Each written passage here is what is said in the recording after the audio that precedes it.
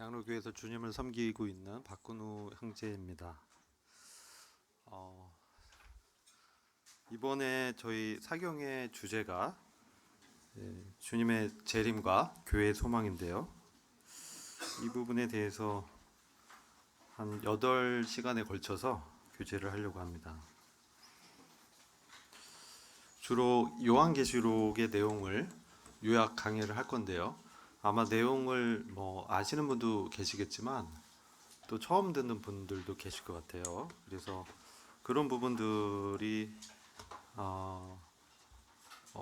이번 사경에서 모든 걸 자세하게 아는 그런 거라기보다는 계시록의 주요한 내용들을 이해하고 어떻게 적용할 수 있는지 그런 차원에서 좀 말씀을 드리려고 합니다.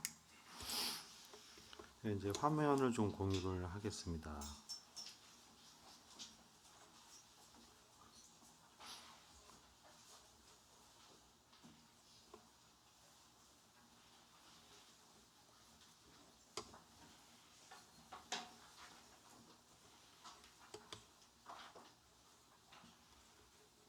보이시나요?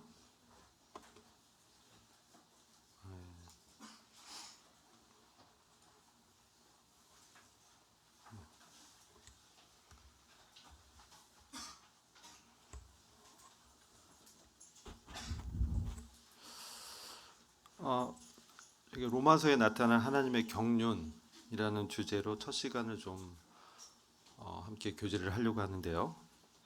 이제 일단 제 소개 잠깐 드리고요. 강사는 그 대학로교에서 현재 청년부를 섬기고 있고요. 또 장로로서도 일을 하고 있습니다.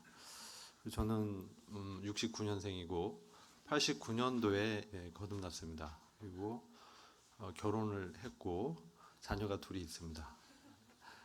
자녀 이제 첫째 자녀는 이제 28살 딸이고 둘째가 아들 21살 군대에 가 있고요. 저는 그 75년부터 교회를 다녔습니다.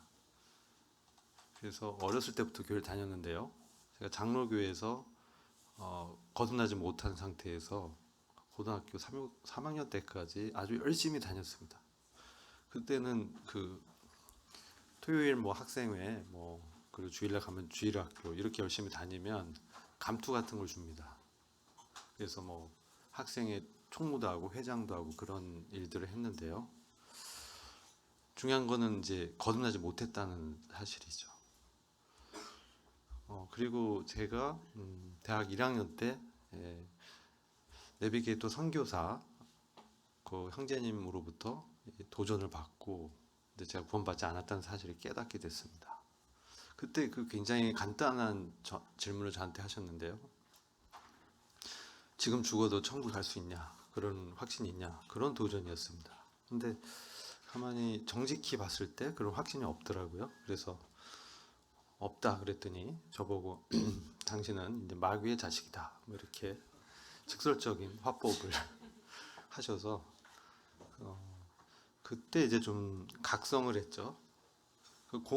굉장히 좀 기분이 안 좋았지만 맞았어요. 그래서 마귀의 자식이구나. 왜냐하면 천국에 갈 자신이 없었고 확신이 없었기 때문에 하나님의 자녀가 아니잖아요. 그러면 이제 마귀의 자녀가 이렇게 이분론적인 그런 도전이었는데 그런 이후에 모임에 이제 그 다니게 되는 계기는 제 친구가 이제 교통사고로 불의의 사고를 당하면서 그 당시 이제 인생에 대해서 좀 허무하다 이런 생각이 좀 들었습니다. 그래서 이제 제 친구한테 전화를 걸었다가 또 모임에 그 누나가 모임의 자매님이셨어요. 그래서 모임에 이제 초청돼서 복음을 듣고 이제 거듭나게 됐죠. 요한복음 5장 24절 말씀을 통해서 그 말씀을 이제 깨닫게 되면서 이미 나의 이런 죄 문제가 해결됐구나.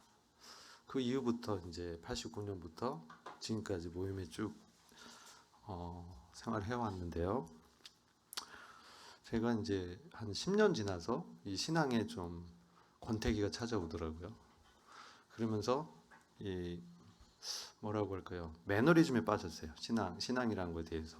그러면서 교회는 다니고 예배도 드리지만 그것이 나의 삶을 바꿀 수 없었고 죄의 권세와 그 정욕에서 해방시키지 못하고 계속 죄의 종로로 타는 이러한 삶의 모습을 보면서 과연 나의 구원은 확실한가? 이러한 이제 고민을 하게 됐었죠. 그러다가 이제 저의 성경 읽기에 큰 문제가 있다는 사실을 깨달았습니다. 당시에 이제 큐티를 많이 했을 시대였어요. 저는 큐티는 뭐 이제 습관적으로 많이 했는데요. 군대에 있을 때는 새벽 5시에 일어나서 뭐 1시간 이상 큐티를 꾸준히 했습니다. 물론 이제 사회에서 했지만 그때 큐티라고 해서 아침에 성경 이렇게 읽으면서 주로 이제 그 본문 읽으면서 나한테 주는 교훈, 그리고 어떨 땐 이제 내가 보고 싶은 구절, 나한테 용기를 주는 말씀, 뭐 이렇게. 그래서 마음이 감동이 된다. 그 옛날에 이제 큐티 노트 보면 감동이 되고 뭐 그런 주로 이제 성경 읽는 그 포커스가 저에게 있었죠. 나 중심적인 성경 읽기를 했었습니다. 그런데 그렇게 성경 큐티도 많이 하고 제가 이제 집에 서 보니까 큐티 노트가 이렇게 쌓여 있더라고요. 그런 큐티라고 해도 이것이 저의 삶을 변화시킬 수 없었어요.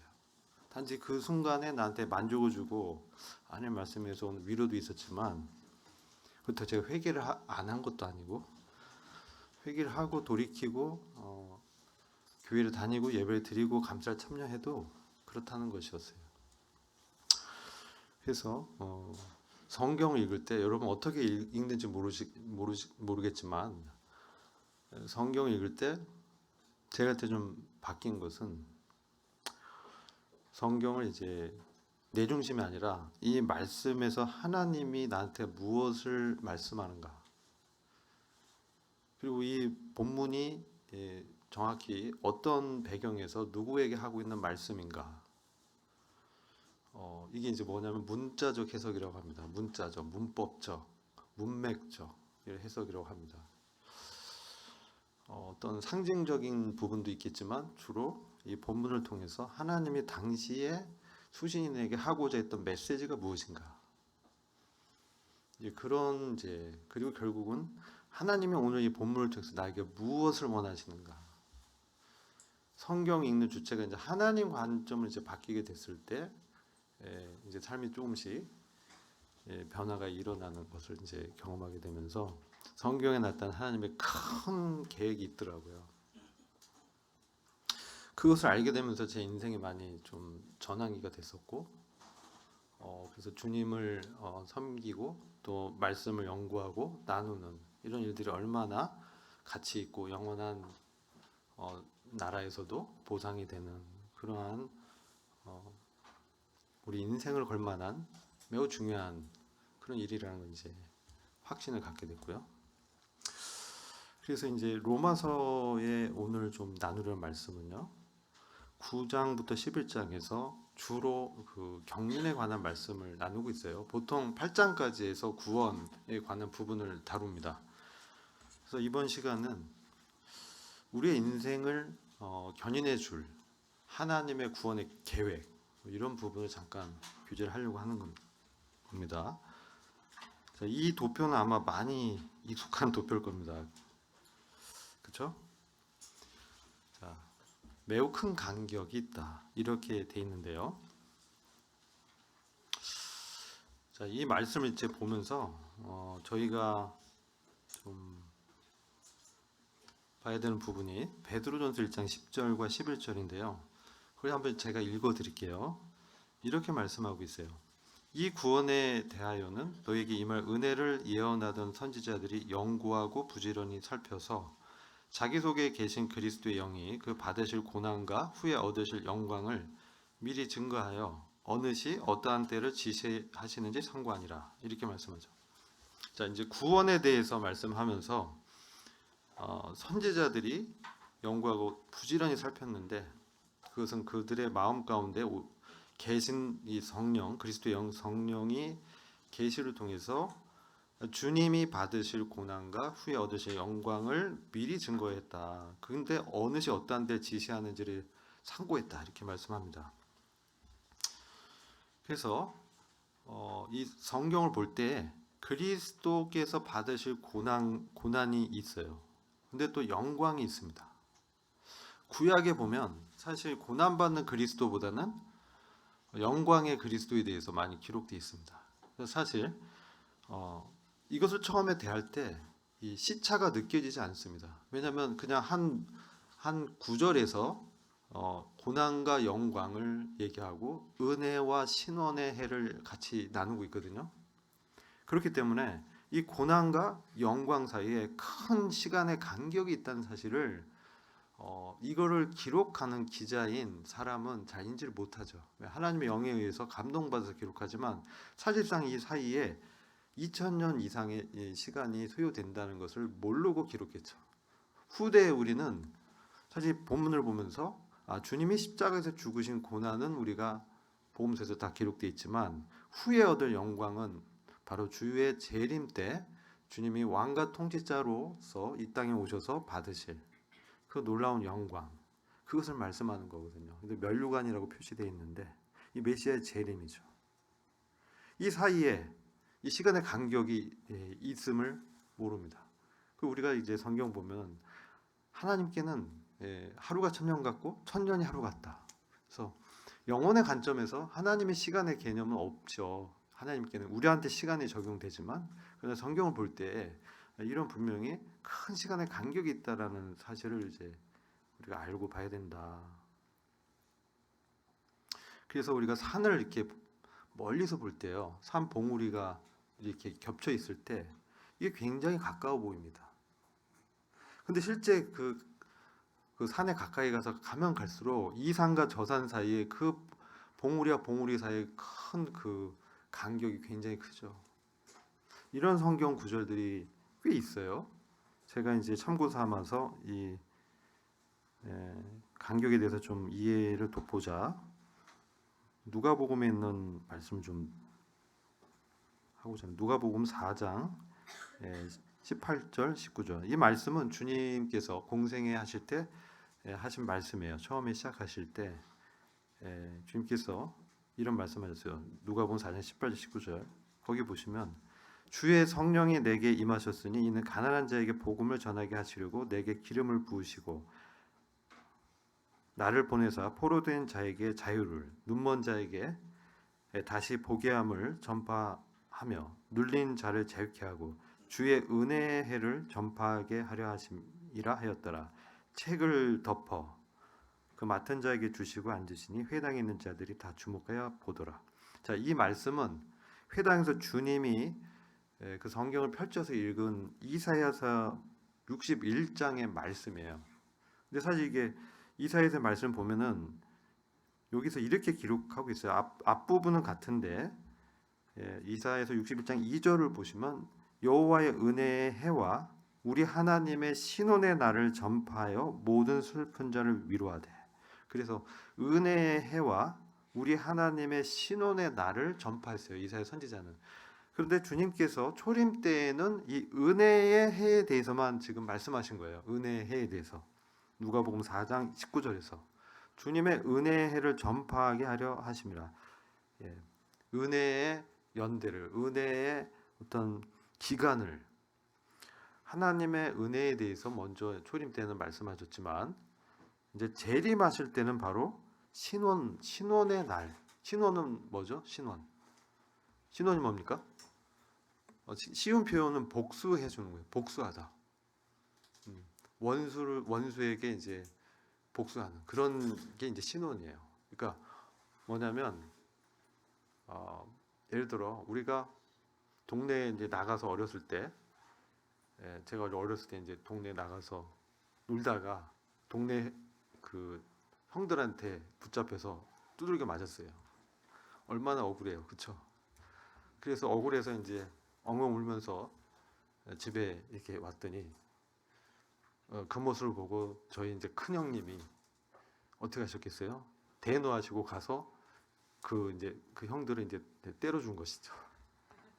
이를테면 그런 게 어떻게 보면 내 안에는 원통함을 풀어준다는 의미예요. 신원, 나의 원통함을 풀어주는 그러한 신원의 해에 대해서는 주님이 누가복음 4장에서 말씀하지 않으셨어요. 근데 이사야서 61장 그 1절부터 2절에 나오는 그 예언의 맥락에서는 이와 같이 큰 간격이, 은혜의 해와 신혼의 날을 같이 말씀하셨지만 그 시간의 간격이 있다는 것이죠.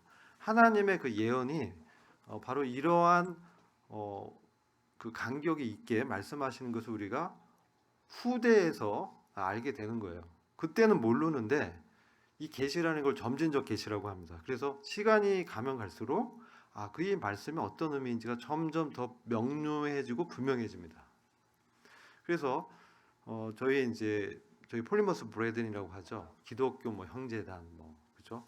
크리스찬 브레든 어셈블리 이렇게 표현도 하는데 19세기의 모임의 형제님들이 바로 이런 부분에 대해서 예언, 특별히 예언의 해석에 있어서 문자적인 해석, 문맥적인 해석, 문법적 해석을 이제 한 것이에요. 근데 가장 큰 차이는 뭐냐면 제가 이 말씀드리는 거는 요한계시록을 이해할 때 이게 굉장히 중요해서 말씀드리는 거예요.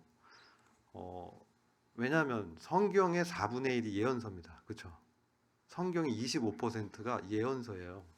선지서, 예언서, 소선지서, 대선지서, 구약에 굉장히 많이 있고 신약에서는 계시록 있습니다. 그런데 이 예언서를 해석할 때 19세기 이전에 기독교계에서는 이스라엘과 이제 교회를 해석할 때 이스라엘이 이제 AD 70년에 어떻게 돼요? 망하죠. 그죠? 로마의 디도 장군이 와서 그잖아요. 그리고 요한계시록 기록되는 AD 96년 경에도 사실 마지막 때 사도 요한이 밤모섬에서 기록했잖아요. 그러고 나서 수세기가 지나면서 어떻게 됩니까? 이스라엘이라는 나라는 이제 존재하지 않는 것이죠.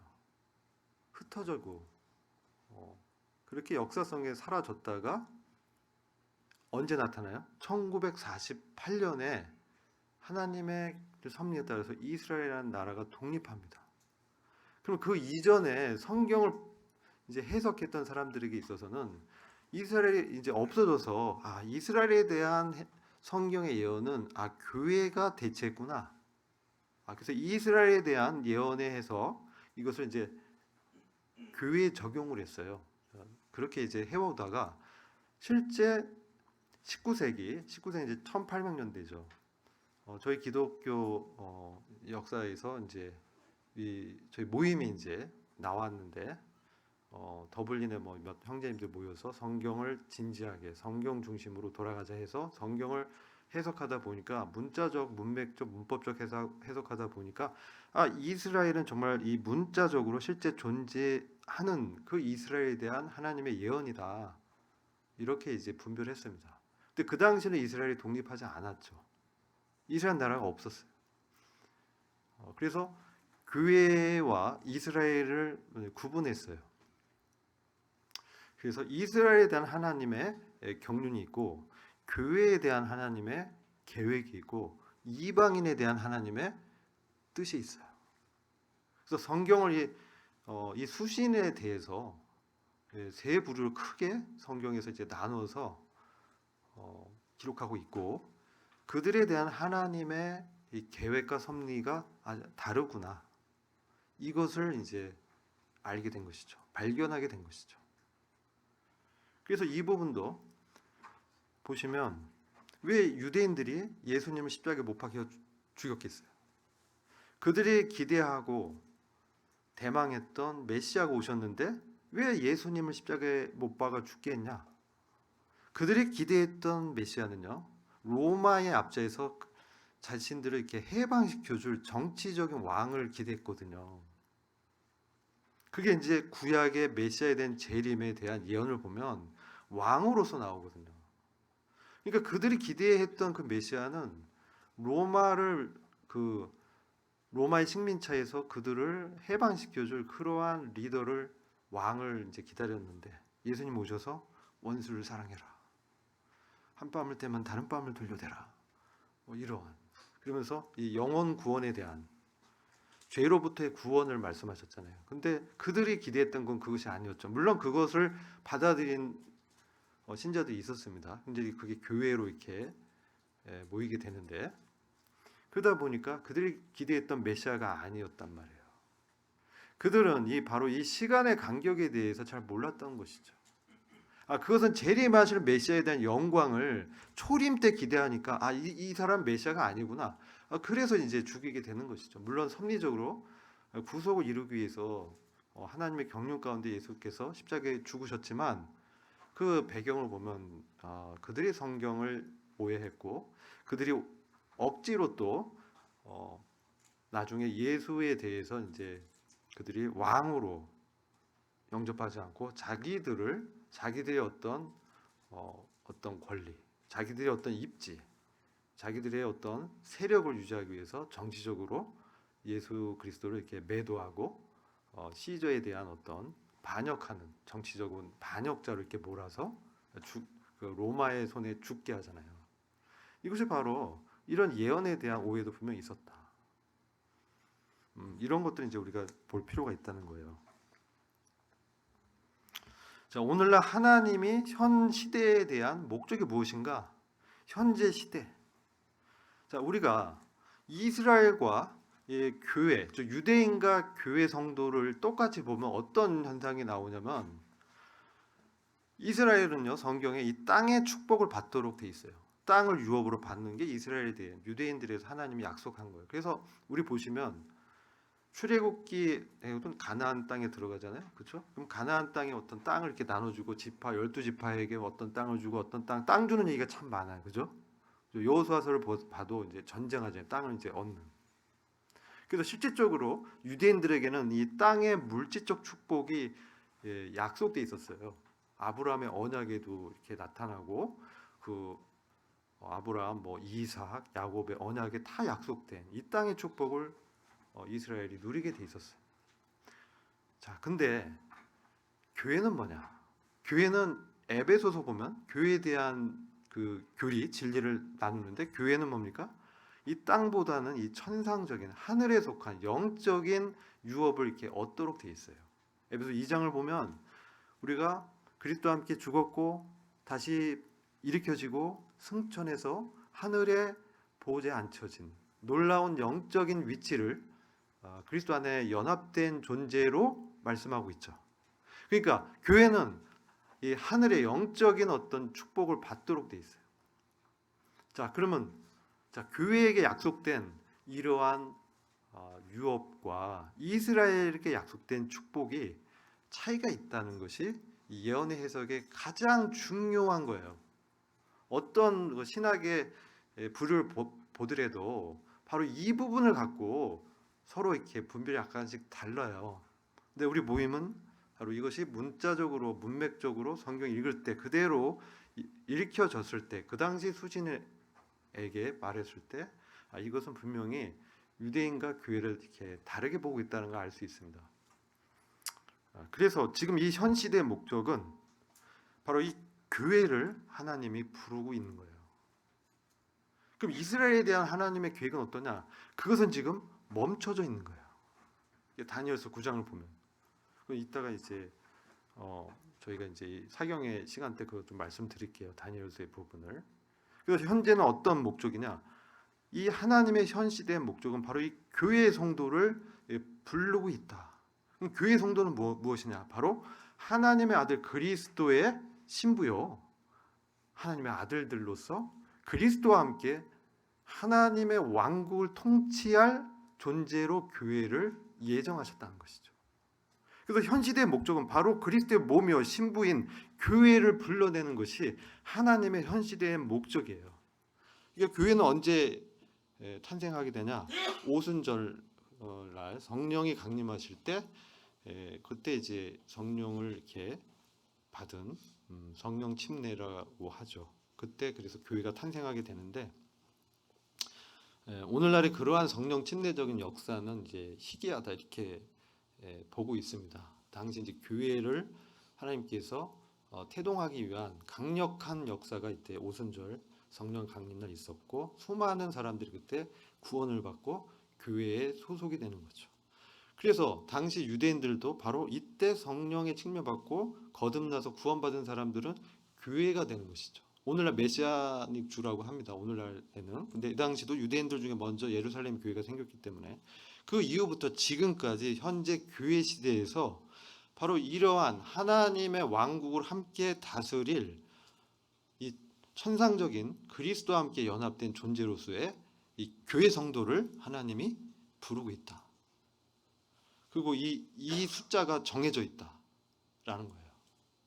이방인의 충만한 수로 표현되는데 몇 명인지 모르지만 정해져 있어요. 이 수가 차면 이제 주님께서 성도들을 데려가기 위해서 요한복음 14장 1에서 3절 보면 처소를 예배하러 가셨고, 그 처소는 바로 거룩한 성 새 예루살렘으로 이제 저희들이 분별하는데, 그것이 완성이 되면 데리러 오시는 것이죠. 그래서 먼저 공중에 오시는 거죠. 이게 공중 재림입니다.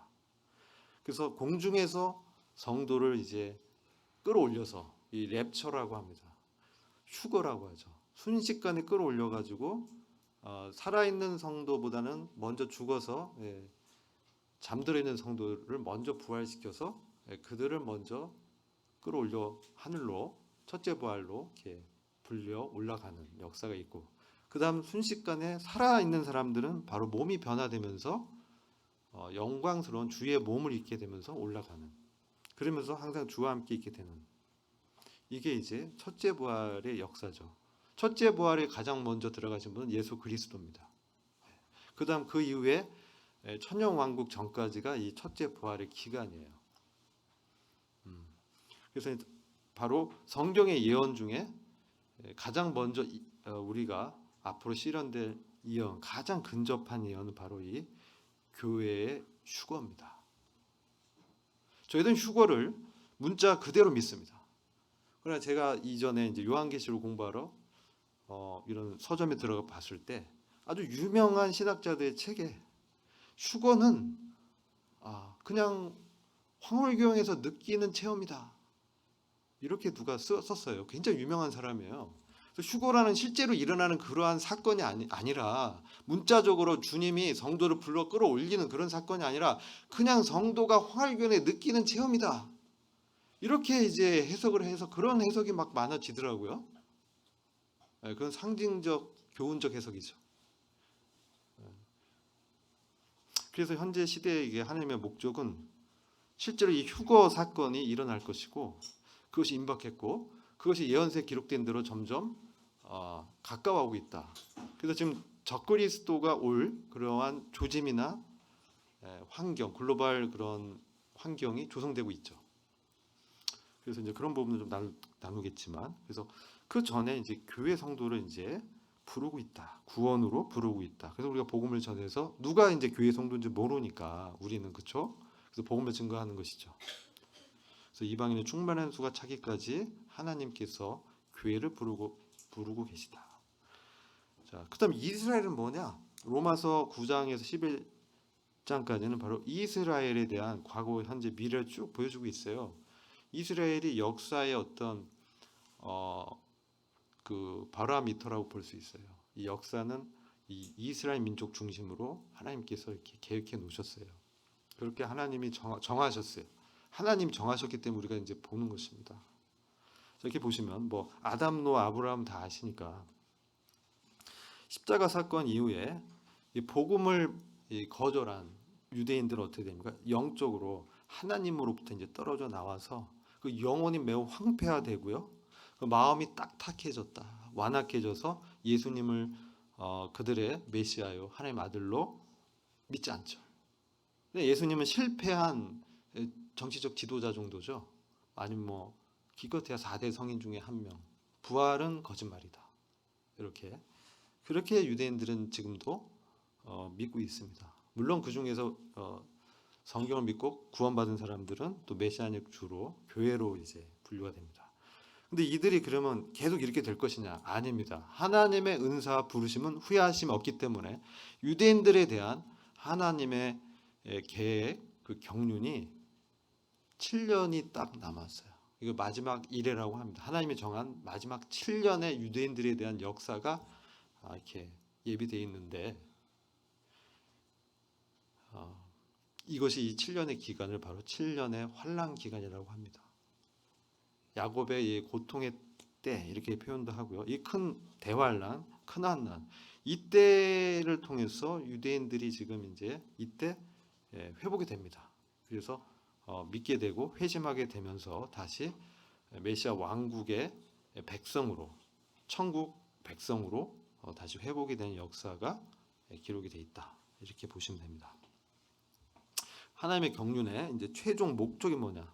역사는 지금 어디로 가고 있느냐, 그죠? 중요하죠. 자, 그러면 요한복음 19장 30절 보면 이 말씀 다 아실 거예요. 예수께서 신포도주를 받으신 후 가라사대 다 이루었다. 테텔레스타이 다 갚았다. 뭘 다 갚았죠? 우리의 죄값을. 예수 그리스도의 생명의 피로 다 갚으시고 머리를 숙이시고 영원히 돌아가시니라. 이렇게. 자, 이 다 갚았다. 이것은 바로 십자가의 구속의 근거를 이제 완성했다는 것이죠. 근데 이것으로 이제 다 끝난 게 아니라 하나님께서는 뭡니까? 우리가 보면 그 구속을 영어로 뭐라고 해요? 리딤이라고 하죠. 리딤. 그렇죠? 리딤 또 리뎀션. 이 명사형. 동사는 redeem, 예. retake, 그렇죠? retake. 다시 되찾아오다. 이게 구속이에요. 예전에 내 소유였는데 그걸 이제 뺏겼어. 마귀 사탄한테 인간을 뺏겼어. 그래서 예수께서 그분의 생명값을 다시 되찾아오는 거. 이게 구속입니다. 근데 성경의 이 구속의 개념은 기업을 무르는 자, 리디머라고 나와요. 그리고 룻기 보면 보아스가 나오잖아요. 그러면 룻이 기업을 물을 때, 보아스가 기업을 물을 때 그 땅을 이제 되사 오고요. 이제 대신 이제 값을 치러주고 찾아오고 룻도 이렇게 데려와야 되는 거예요. 그죠? 주님께서 마찬가지로 우리의 기업 물을 자로 구속자로서 우리의 영혼을 그분의 피값으로 사 오셨죠. 우리의 주님이 되셨잖아요. 그 반면에 또 뭡니까? 우리의 소유인, 우리의 유업인 이 땅을 되찾아 오실 거예요. 그게 구속이에요. 그래서 구속은 두 종류예요. 하나는 십자가의 피에 의한 구속과 하나님의 능력에 의한 구속이 이렇게 겹쳐 있는 거예요. 이게 매우 중요해요. 그 사이에는 지금 여기 보면 히브리 1장 13절에 내가 너의 원수들을 내 발받침으로 삼을 때까지 너는 내 오른쪽에 앉아 있으라. 이게 이제 아버지 하나님께서 예수 그리스도 주님께 이런 말씀을 이제 하신 것인데 바로 너의 원수들을 내가 발받침으로 삼을 때까지 발을 받치는 그 그러니까 복종시킬 때까지 정복할 때까지 있어봐. 이런 말씀이죠. 그래서 하나님께서 이제 그러한 능력에 의한 구속은 뭡니까? 바로 심판을 말씀하는 거예요. 심판을 통해서 이 땅의 소유권을 다시 되찾아 오시는 것이죠. 왜 그런지를 이제 말씀드릴 거예요.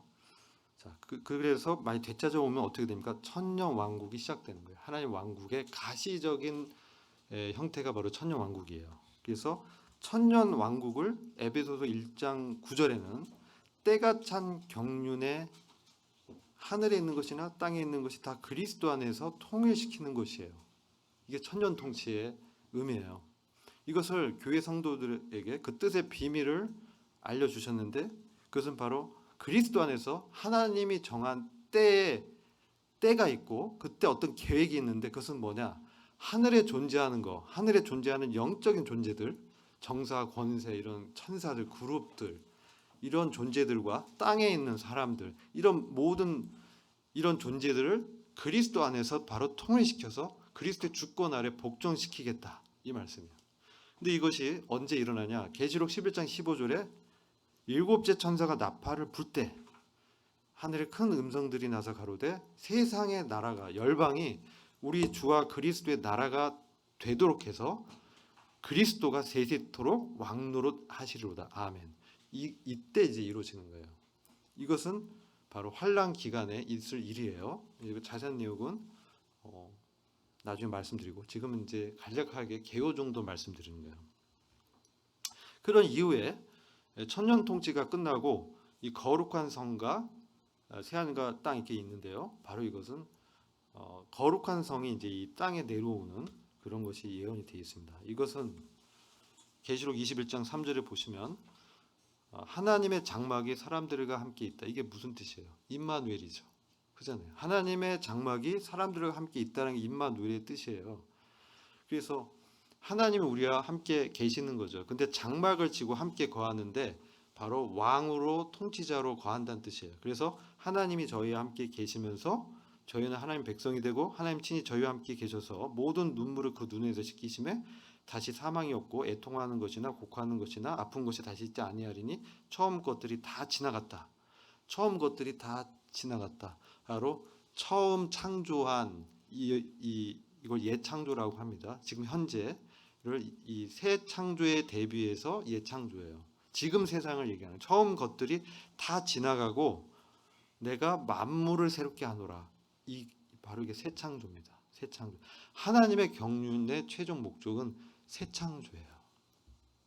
우리가 처음에 창조됐을 때 그대로 하나님의 영생을 받았으면 상관없는데 그거 이제 예창조라고 하는데 타락했잖아요. 이것을 완전히 새롭게 하는 거예요. 그게 새 창조예요. 먼저 우리가 새롭게 된 피조물이라고 하잖아요. 인간의 영혼을 구속해서 인간을 먼저 새롭게 하는 거예요. 그 다음에 이 땅도 새롭게 하시는 거예요. 이게 구속이에요. 그렇죠? 기업 물을 자, 보아스, 룻과 그의 땅, 그렇죠? 그 개념이 성경의 굉장히 큰 예언의 핵심적인 걸 설명해 줘요. 그래서 보라 내가 만물을 새롭게 하노라 하시고 가라사대 이 말은 신실하고 참되게 기록하라 하시고 또 내가 말씀하시되 이루었도다. It is finished. 끝났다. 다 마쳤다. 다 성취했다. 뜻이에요. 하나님이 아까 그 요한복음 19장 30절에서 텔레스타이 다 이루었다 이렇게 말씀하죠. 똑같은 그리고 다 이루었어. 이거 진짜 마지막에 하나님의 구속을 완결했다는 뜻이에요. 다 이루었다. 그렇죠? 그래서 나는 알페와 오메가요 처음과 나중이라 내가 생명샘물로 목마른 자에게 값없이 주리니 이기는 자는 이기는 자가 등장해요. 믿음으로 부활을 예수의 부활을 믿는 자는 이것들을 유업으로 이것들 다른 표현으로 모든 것을 이런 뜻이에요. 만물을 유업으로 얻으리라.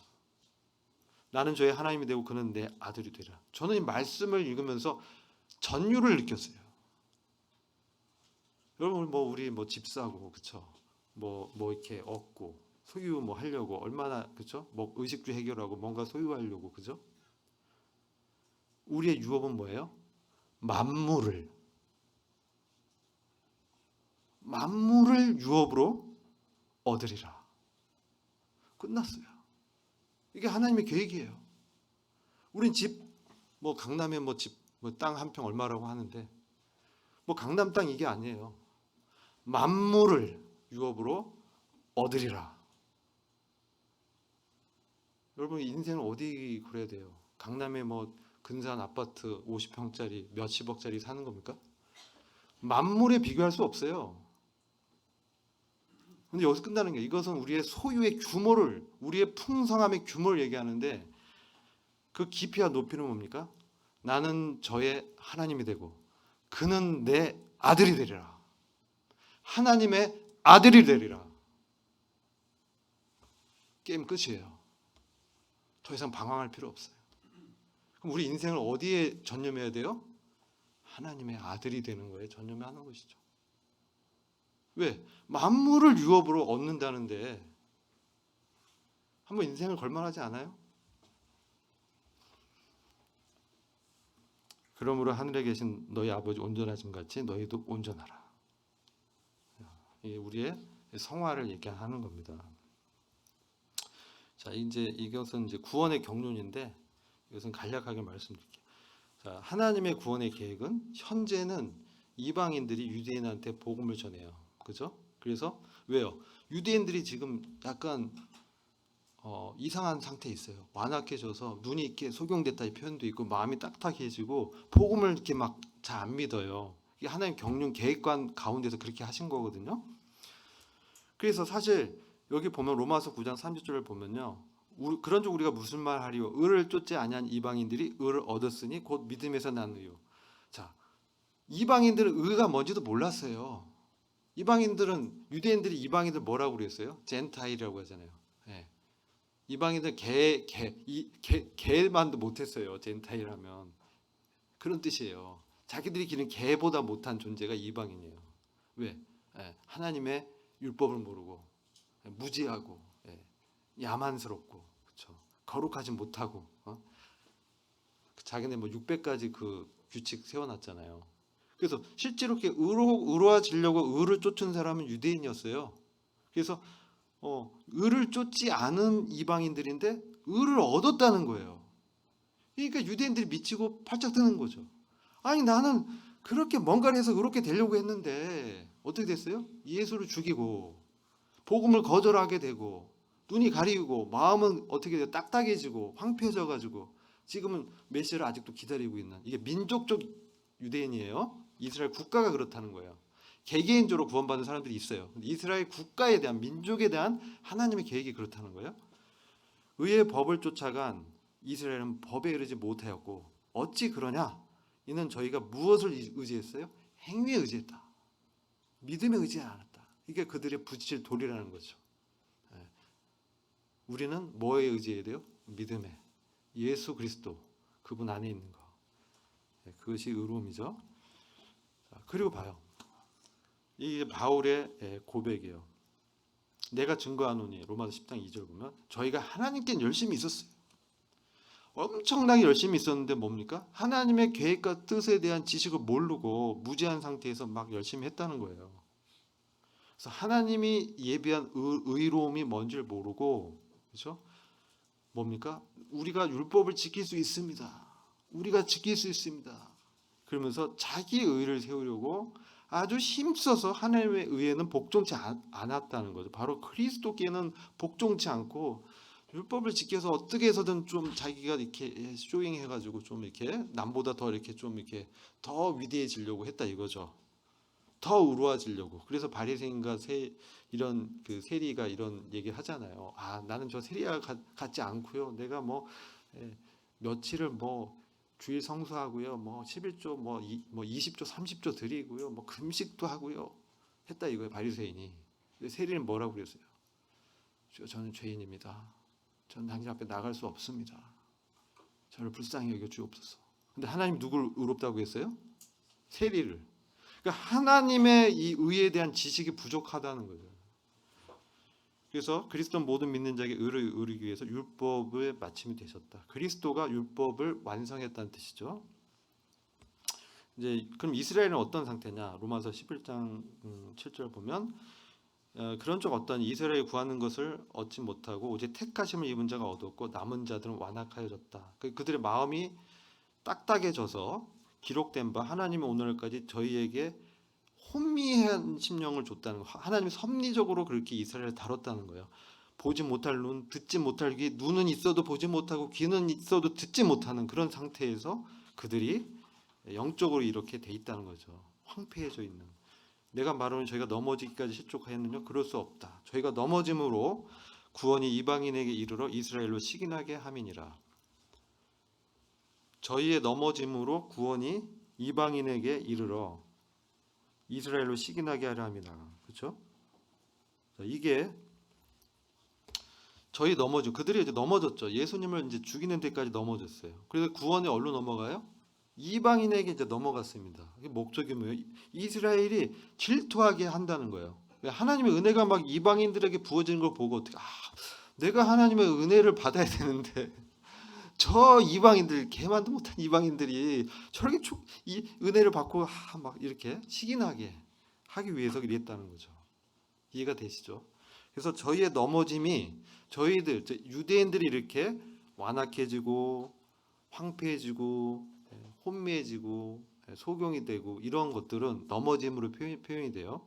저희의 넘어짐이 세상이 즉 이방인들이 구원을 받게 됐다. 부요함이 되었다는 거예요. 그렇죠? 지금까지는 그래요. 근데 저희의 실패가 이스라엘의 실패가 그들이 의를 막 쫓았지만 하나님의 어떤 그 말씀했다는 의가 아니었다는 거죠. 근데 그것조차도 이방인들이 복음을 듣게 되고 이방인들이 구원받는 어떤 그러한 통로가 됐어. 계기가 됐어요. 복음. 그래서 사도 바울이 막 유대인 회당 막 전하다가 부르 떨면서 에이 내 이방인한테 가야지 막 이렇게 나오잖아요. 그죠? 그래서 이방인들이 복음을 듣고 구원받는 그런 역사가 됐는데 저희의 충만함이리요. 근데 이들이 넘어진 게 아니라 그들이 충만해지면 어떻게 되냐? 더 풍성해진다는 거예요. 지금 그 얘기를 하는 거예요. 유대인들이 회심하면 놀라운 구원의 역사가 있다는 거예요. 그게 이제 나중에 말씀드렸겠지만 바로 14만 4천 명이 유대인들 얘기하는 거예요. 회심할 돌아올 유대인들, 그들을 통해서 마지막 하나님은 대구원의 추수의 그런 역사를 계획하고 있어요. 예. 마지막 크로스 펀치. 예.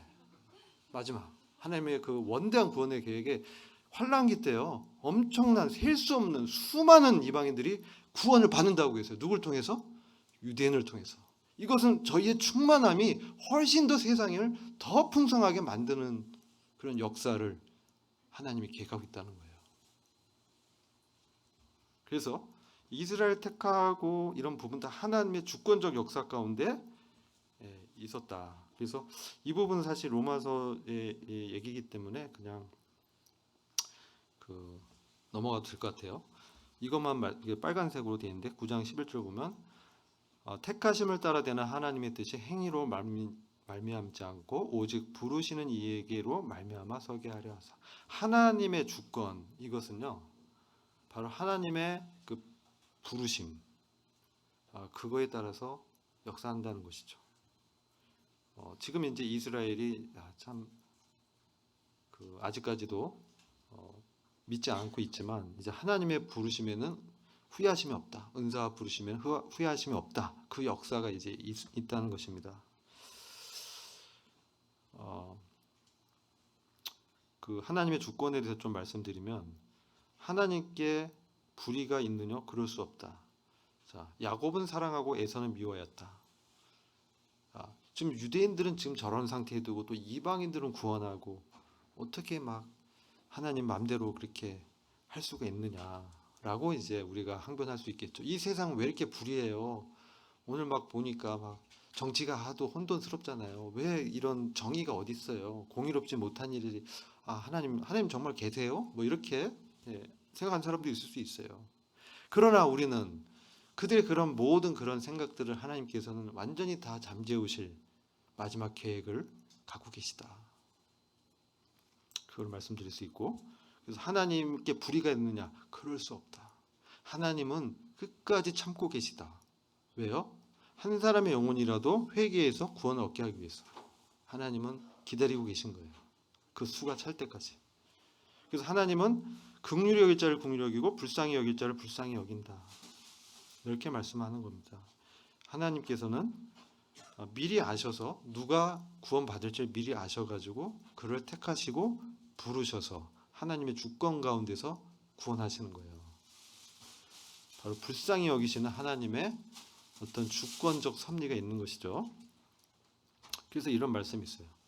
하나님은 토기장이다. 우리는 진흙덩이다. 어떻게 진흙덩이가 토기장이한테 왜 나를 이렇게 만들었어요? 라고 항변할 수 있느냐라는 것이죠. 이 스토리도 아주 있습니다. 어떤 토기장이가 이렇게 그릇을 아주 잘 만들었어요. 그래서 이 그릇이 어느 날 그릇끼리 얘기하는 거예요. 근데 한쪽에 토기장이가 막 진짜 심혈을 기울여서 아주 이상하게 생긴 그릇을 만들어 놨어요. 이상하게 생겨도 정말 이상한데 이 이상한 그릇이 생각하기는 잘생긴 그릇들 말고 왜 날 왜 이렇게 이상하게 만들었을까 원망했대요. 어느 날 왕이 이제 초대했을 때 바로 이 이상하게 생긴 그릇을 왕의 선물로 들고 갔다는 거예요. 그러니까 우리 모르는 거죠. 토기장이의 마음인데 토기장이의 이런 주권, 만드는 창조의 어떤 권리가 있다는 것이죠. 그래서 로마서 9장 21절부터 쭉 보시면 토기장이가 진흙 한 덩이로 하나는 귀 있을 그릇을 하나는 천이 있을 그릇을 만드는 권세가 없느냐. 만약 하나님이 그 진노를 보이시고 그 능력을 알게 하고자 하사 멸하기로 준비된 진노의 그릇을 오래 참으심으로 관용하시고 또한 영광 받기로 예비하신 바 긍휼의 그릇에 대하여 그 영광의 부요함을 알게 하고자 하셨을지라도 무슨 말을 하리요. 그러니까 우리는 참 긍휼의 그릇이죠. 영광 받기로 예비하신 긍휼의 그릇이죠. 하나님의 긍휼이 있을 때 우리가 그분의 영광 가운데 들어갈 수 있는 것이죠. 그래서 이런 부분들을 참 하나님의 주권적 섭리와 우리의 어떤 선택과 자유의지 또 그렇죠? 이게 좀 미묘 복잡한데 이건 이제 같이 병행하죠. 자, 이방인의 구원과 남은 자 구원은 이제 로마서 9장 25절 보면 이방인에 대한 구원을 예언을 해 놓으셨어요. 호세아 그래도 내가 내 백성이 아닌 자를 내 백성이라 부르시고 사랑치 아니한 자를 사랑한다라고 부르셨다는 거죠. 너희는 내 백성이 아니라 한 그곳에서 저희가 살아계신 하나님의 아들이라 부름을 얻으리라. 호세아 선지자 이 구약에도 이방인 중에서 하나님의 아들이라 부름 얻는 이 구원의 역사를 예언하고 계시다는 것이죠. 그리고 이런 역사를 이렇게 말씀합니다. 9장 20절 보면 로마서 9장 20절 보면 이사야가 이스라엘에 관하여 외치되 이스라엘의 뭇 자손의 수가 비록 바다의 모래 같을지라도 남은 자만 구원을 얻으리니 주께서 땅 위에서 그 말씀을 이루사 필하시고 끝내시리라 하셨느니라. 우리는요 성경을 볼 때 내 생각을 갖고 보면 안 돼요. 바다에 모래같이 많은 이스라엘 모든 자손을 다 구원하시지 왜 남은 자만 구원하지? 하나님 왜 그러시지? 마음이 막 넓으신 분이? 라고 내가 생각할 수 있어요. 근데 하나님은 이렇게 섭리적으로 역사하는 거예요. 많아도 구원받은 사람은 소수야. 하나님이 그러면 구원받는 사람 숫자 정해놓고 그렇게 다 하셨을까? 그렇지 않죠. 미리 아셨다. 하나님 누가 구원받을지 미리 아셨기 때문에 이제 택하고 부르는 것이죠. 그래서 실제 구원받은 사람이 이제 적다. 유대인 중에서도 남은 자만 구원 얻는다는 거예요. 그래서 하나님이 역사를 이 땅 위에서 그 말씀을 이루시고 필요하시고 끝내실 것이다. 이렇게 말씀하고 계십니다. 이스라엘은 이제 이게 말씀을 드렸어요. 그들이 믿음에 의지하지 않고 행위에 의지해서 실패했다. 이렇게 말씀드렸고 이것도 말씀드렸어요. 자, 로마서 10장 8절 이렇게 보시면 믿는 이에게 구원을 베푸시는 하나님의 부유하신 말씀하고 있습니다. 자, 그러면 우리가 무엇을 말하느냐? 말씀이 너에게 가까워 내 입에 있고 내 마음에 있다 하였으니 그 우리가 전파하는 믿음의 말씀이라. 내가 만일 내 입으로 예수를 주로 시인하며 또 하나님께서 그를 죽은 자 가운데서 살리신 것을 내 마음에 믿으면 구원을 얻으리니 사람이 마음으로 믿어 의에 이르고 입으로 시인하여 구원에 이르느니라. 너무나 잘 아는 말씀이죠. 성경에 이르되 누구든지 저를 믿는 자는 부끄러움을 당하지 아니하리라. 이 말씀 정말 믿으십니까? 왜 주님을 정말 믿으면요 부끄러움을 당하지 않는다는 거예요. 유대인이나 헬란이나 차별이 없음이라 한 주께서 모든 사람의 주가 돼서 저를 부르는 모든 사람에게 부유하시도다. 그러니까 주님은요 모든 사람의 주로 오신 분이에요. 그래서 그분을 주로 부르는, 그분을 주로 영접한 모든 사람에게 부유하게 하시는 분이에요. 그걸 말씀드리고 싶고, 자 이건 이제 이스라엘에 대한 하나님의 이제 구원의 계획이 이스라엘에 대해서 이 믿음에 대해 믿음으로 구원 얻는 은혜로 구원 얻는 이 복음에 대해서 지금 이스라엘에 대해서 뭐라고 말씀하냐면은 복음을 이제 순종치 않고 거스려 말하는 백성들 유대인들이죠. 그들에게 내가 종일 내 손을 벌렸다 이렇게 이제 말씀하고 계세요. 나중에 이제 이 부분은 왜 하나님이 이렇게 불순종 가운데 유대인들을 가둬두었느냐 이런 이제 퀘스천을 하잖아요. 왜 그래요? 왜 모든 사람을 이 불순종 가운데 가둬두었느냐? 왜요? 그들에게 긍휼을 베풀고 그들을 구원하기 위해서 그렇게 말씀하고 있어요. 아이러니하죠. 그런 부분은 나중에 또 말씀드릴게요. 이스라엘은 끝났냐? 이스라엘 이제 뭐 더 하나님 안 보냐? 아니라고 말씀드렸죠. 여러분, 바울의 간증은요, 사실 이스라엘의 민족적 회심의 예표예요. 그래서 바울처럼 이스라엘 민족이 그렇게 회복이 될 거예요. 그 엘리야 선지자도 그랬죠. 나밖에 안 남았다. 이세벨한테 쫓겨서 정말 진지하게 믿는 자가 나밖에 없다. 근데 7천 명이나 남겨뒀어. 하나님이 이때에도 은혜로 보존하는 사람이 있다 말씀하고, 이방인에 대해서 뭐 이렇게 들가지 떡덩어리 뭐 이렇게 감람나무 돌 감람나무 이런 식으로 표현을 해요. 그래서 결국은 유대인들이 일부 완고해졌지만 결국은 이방인의 충만한 수가 이제 찰 때까지다. 이걸 얘기하고 있는 거예요.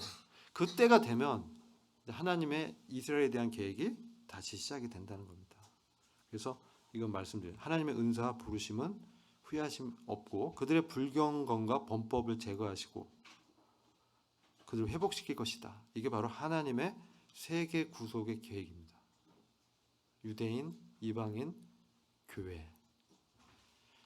그래서 모두 믿지 않는 가운데 두신 것은 그들을 구원케 위한 거예요. 이게 하나님의 신비고, 자, 이것은 이제 말씀드렸어요. 그래서 로마서 11장 32절 보면 하나님이 모든 사람을 순종치 아니하는 게 가둬두신 것은 모든 사람을 구원하는 긍휼을 베풀기 위함이다. 그래서 바울은 이렇게 이걸 깨닫고 이렇게 말합니다. 깊도다 하나님이 지혜와 지식에 부여하며 그의 판단은 측량지 못할 것이며 그의 길은 찾지 못할 것이로다. 이는 만물이 주에게서 나오고 주로 만미함고 주에게로 돌아가느라 영광이 그에게 세세히 있으리로다. 아멘. 자, 그래서 깊도다 하나님의 지혜와 지식에 부여하며 하나님의 그 지혜의 깊이, 그분의 사랑의 높이, 넓이, 길이, 광대함 이런 것들은요 하나님의 구원의 계획에 다 녹아져 있어요. 그것을 우리 성경에서 우리한테 밝히 계시하셨고 그것을 우리한테 보여주고 계시는 것이죠. 그래서 요한계시록은요 하나님의 경륜에서 그리스도의 복음의 결정판이에요. 요한이 본 그리스도가 어떤 분인지, 그리스도 자신이 계시고 그리스도를 계시한 거예요. 그래서 여러분들이 사복음서 알고 계시죠? 그럼 계시록은 5번째 복음서예요. 왜? 복음은 그리스도에 관한 것이기 때문에. 그래서 여러분의 인생이 아까 말씀드렸죠. 만물을 이기는 자에게는 만물을 유업으로 주겠다. 그리고 난 너의 아버지가 되고 넌 나의 아들이 되겠다. 여기에 저와 여러분의 뭘 걸어요? 인생을 걸어야 돼요. 모든 걸 걸어야 돼요. 그런 시간이 되길 바랍니다. 기도하고 첫 번째 시간 마칠게요. 아버지 하나님 감사합니다. 오늘 또 하나님의 큰 경륜을 저희들이 알게 하시며 감사합니다. 이 시간을 축복해 주옵소서. 이후의 시간도 주님께 부탁합니다. 예수 그리스도의 이름으로 기도했습니다.